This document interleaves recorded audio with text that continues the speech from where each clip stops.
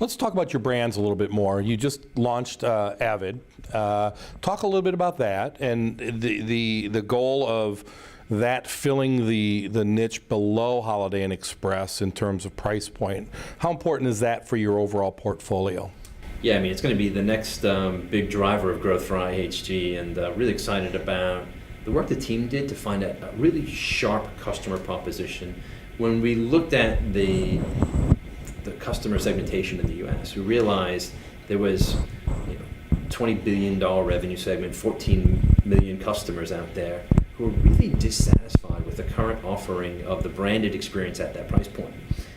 Brand proliferation is a key topic that's talked about throughout the industry, and as you add brands, does that dilute your other brands? How do you reconcile that with the whole portfolio?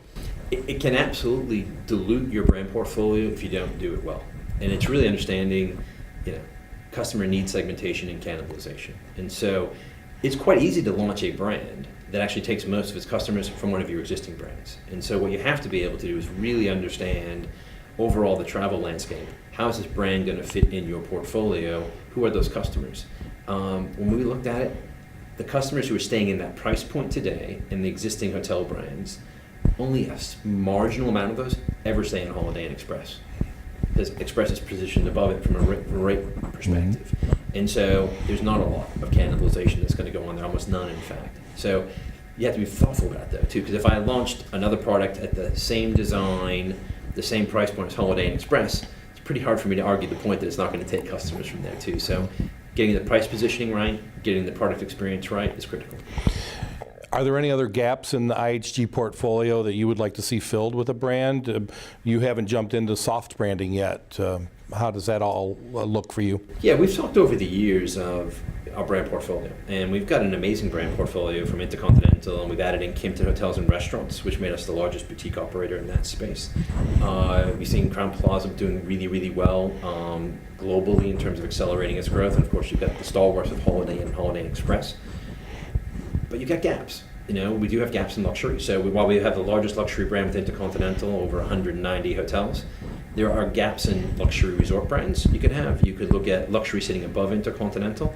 Clearly there's opportunities for conversion and collection brands to sit out there as well too. So we're going to constantly look at our brand portfolio and determine how do we round it out appropriately so as to create value as a company, but also value for owners fundamentally too. So Right. making sure that we're very confident that by putting one of these brands on a hotel, it's going to be a success for that owner. So the white spaces that you want to fill out, is there one specifically that stands out after you launched Avid? Is there something that really you'd like to see be part of your portfolio? There are 5 or 6 white spaces that we can explore, and it's a question of timing and availability. Some white spaces you're only going to fill through M&A.